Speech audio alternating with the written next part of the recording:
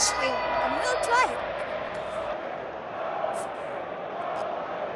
Gives it the glove, then down onto the middle with that.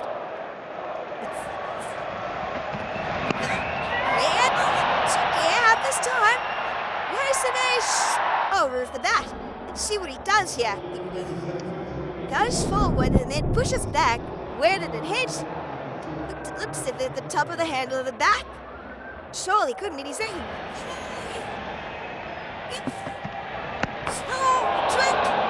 There's saying there'd be a little bit of dew out there on the stitch. There's no wonder the pool is darting around a bit. It'll be quite lively.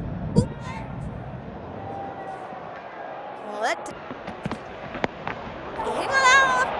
Oh, that leaves a mistake initially.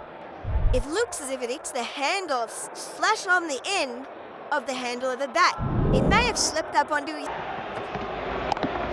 That's a fine arrow back. It's a pretty well right. Let's go.